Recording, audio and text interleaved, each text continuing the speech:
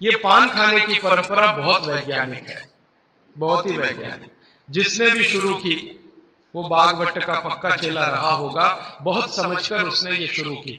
और ये अद्भुत है, अद्भुत मैं इसलिए कह रहा हूं कि भारत की सब जातियों में उत्तर से दक्षिण, पूरब से पश्चिम ये परंपरा है। हाजी भाई, आप पान के साथ क्या क्या लेना चाहिए? हाँ, बहुत अच्छे से।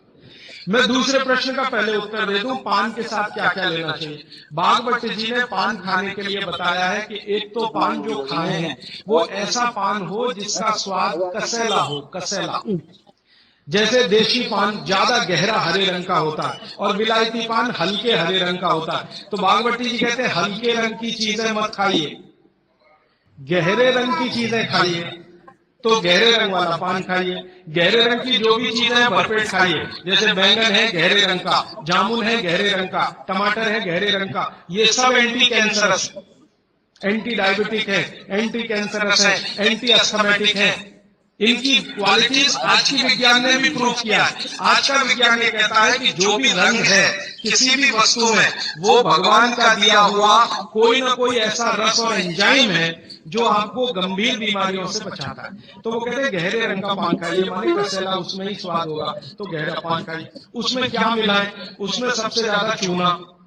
तो कितना चूना मिला है? तो कहते हैं कि एक पान में 1 ग्राम से ज्यादा चूना नहीं मिला ये कभी भी। चने का दाना होता है ना, आधा तोड़ो और उसका आधा कर लो, इतना 1 ग्राम होता है। फिर चूने के साथ क्या खाएं? आप उसमें सौंफ खाएं, सौंफ। सौंफ का नियम उन्होंने बताया, सौंफ खाएं। दूसरा कहते हैं कि इसमें थोड़ी अजवाइन डालें, अजवाइन 2-4 दाने, ज्यादा नहीं। और वो कहते हैं लवंग डालें, लवंग माने लौंग। और कहते हैं बड़ी इलायची। और वो कहते हैं कि गुलाब के फूल का रस, मतलब गुलकंद जिसको आप कहते हैं। ये चीजें उन्होंने बोली हैं पान में नियमित रूप से खाने के लिए। अब इसमें उन्होंने जो बोली नहीं है वो बात ध्यान रखिए। सुपारी कहीं नहीं कहा, कत्था कहीं नहीं कहा। तो मैंने सुपारी और कत्था छोड़कर ही पान खाएं। थोड़ा आगे बढ़ते हैं, एक चीज के बारे में बहुत बखान करते हैं, माने बहुत बड़ाई करते हैं।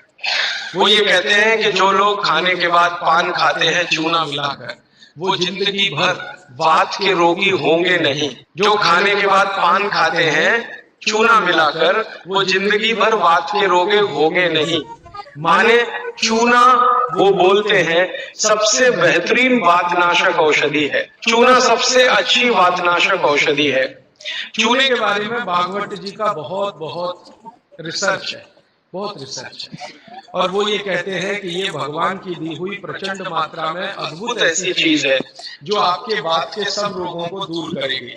माने घुटने दुखते हैं, कमर दुखती है, कंधा दुखता है, चूना खाइए। फिर वो कहते हैं कि इतना ही नहीं, शरीर में कैल्शियम जो है ना, कैल्शियम ये एक घटक है, माइक्रो न्यूट्रिएंट इसको कह सकते हैं अंग्रेजी में, सूक्ष्म पोषक तत्व है। ये कैल्शियम के बारे में जो गंभीर बात है आज के विज्ञान के हिसाब से, जो मैं कहना चाहता हूं, भागवत जी ने तो 3500 साल पहले कह दिया, आज का विज्ञान उसको प्रूव कर रहा है, कंफर्म कर रहा है। वो ये कि कैल्शियम की कमी अगर शरीर को है तो आपको 20 नहीं 85 बीमारियां आएंगी।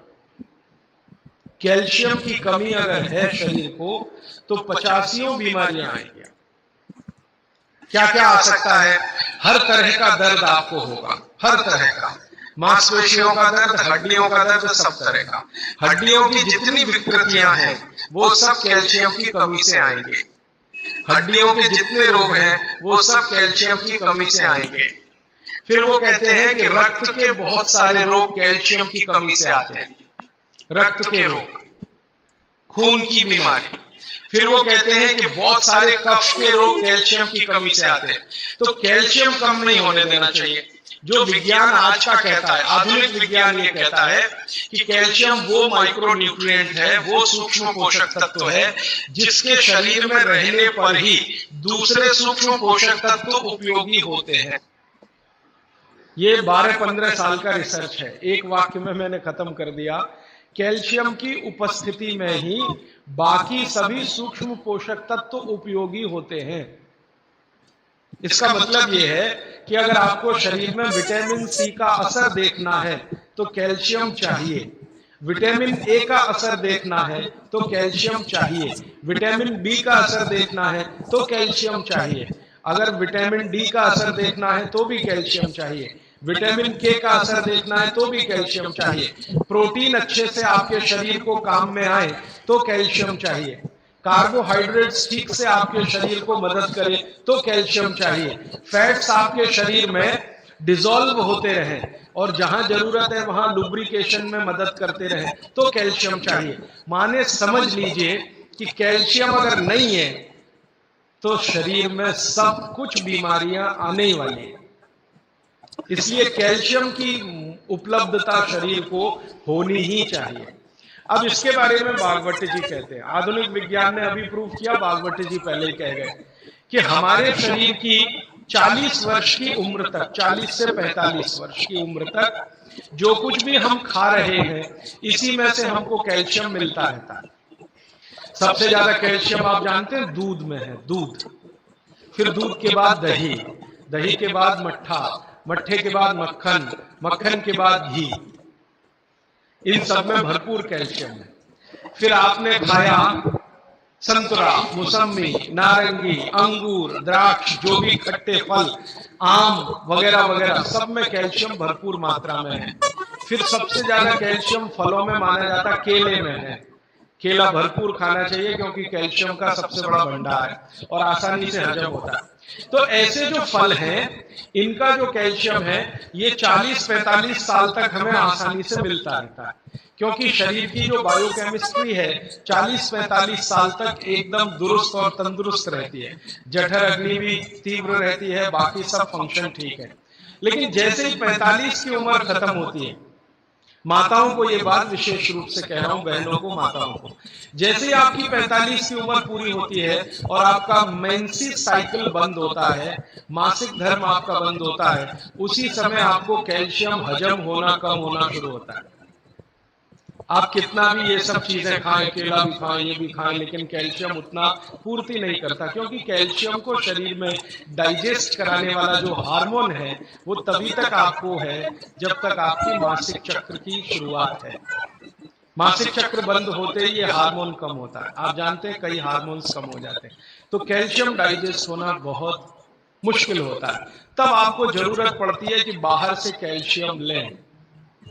इसलिए सब माताएं इस बात को ध्यान दें और इसको गांठ बांध लें कि 45 की उम्र होते ही चूना खाएं, क्योंकि अतिरिक्त बाहर से कैल्शियम उसी से मिलेगा। चूना जरूर खाएं आप सबके लिए, और आपको भी है चूना खाएं, क्योंकि आपकी उम्र भी 45 की जब पूरी होगी तो ये जो कैल्शियम है वो आपके लिए पर्याप्त नहीं है, जो फलों से और सब्जियों से आ, कुछ अतिरिक्त चाहिए। और चूंकि बाकी सब माइक्रो न्यूट्रिएंट्स कैल्शियम की उपस्थिति में ही काम आएंगे, इसलिए इस पर ध्यान दीजिए। तो शायद इसलिए इस देश में एक परंपरा विकसित हुई है पान खाने की।